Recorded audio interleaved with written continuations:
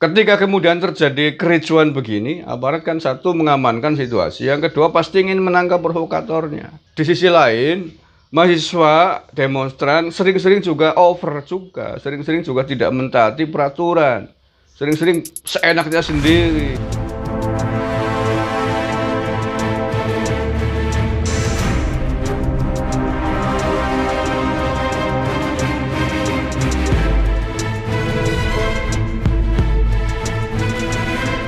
Assalamualaikum warahmatullahi wabarakatuh.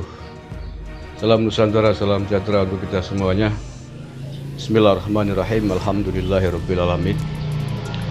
Saudara-saudaraku sebangsa setanah air yang saya cintai, saya banggakan, sedang ramai sekali ya sejak semalam sebenarnya terkait dengan peristiwa Smackdown. Ya istilahnya Smackdown, trending topiknya begitu. Seorang polisi ya, inisialnya Brigadir NP, kepada seorang mahasiswa saat terjadi kisruh, ricuh demo mahasiswa di Tangerang kemarin. Peristiwanya adalah hari ulang tahun Kota Tangerang yang kemudian diwarnai dengan aksi unjuk rasa mahasiswa di komplek kantor Wali Kota Tangerang. Nah, pada kejadian itu kemudian terjadilah aksi dorong-mendorong, bentrok antara mahasiswa dengan para polisi yang sedang bertugas mengamankan situasi.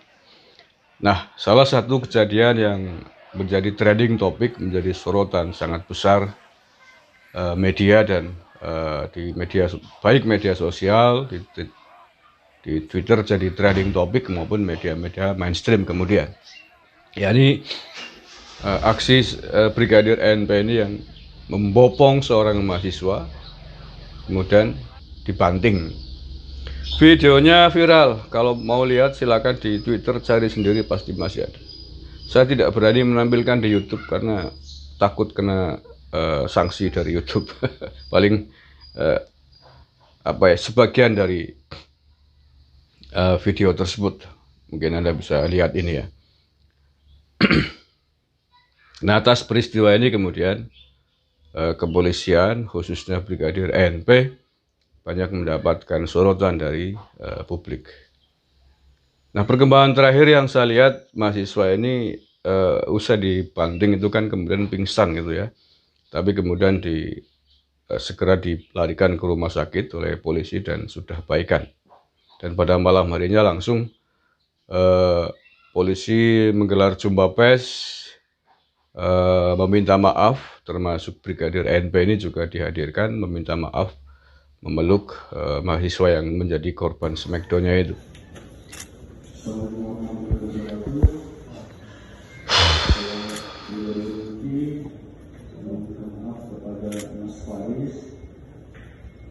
Atas perbuatan saya, dan saya siap bertanggung jawab atas perbuatan saya.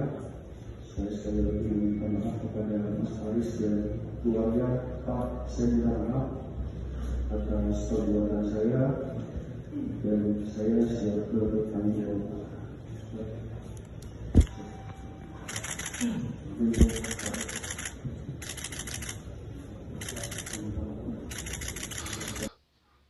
Sampai hari ini kabarnya masih menjalani perawatan adik mahasiswa yang menjadi yang di smackdown oleh Pak polisi ini.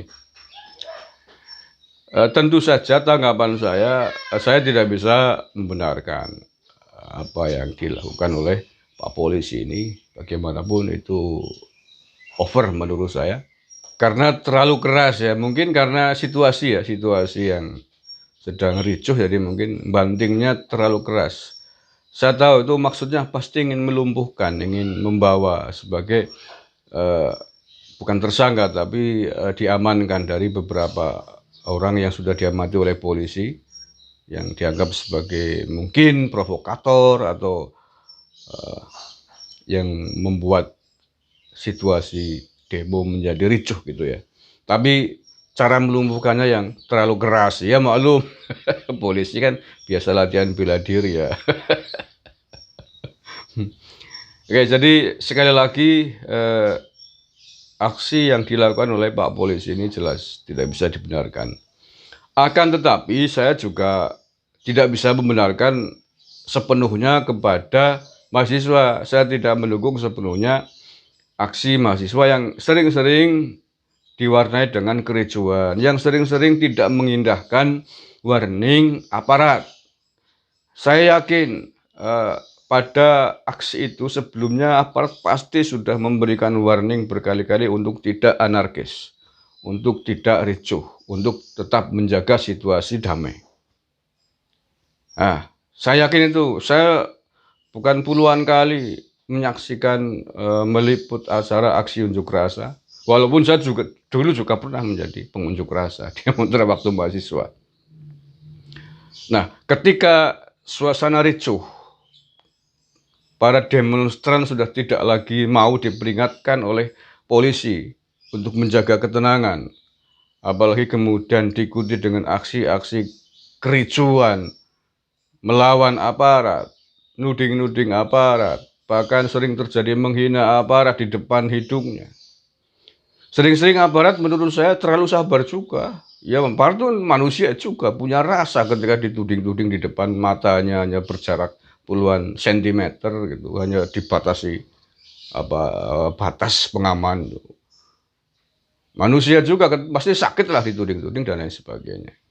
Nah, ini over ini yang kemudian memicu juga kemarahan manusia, seorang polisi atau banyak polisi. Ya, polisi manusia dituding, kadang-kadang di orok-orok itu pintu gerbang di depannya itu.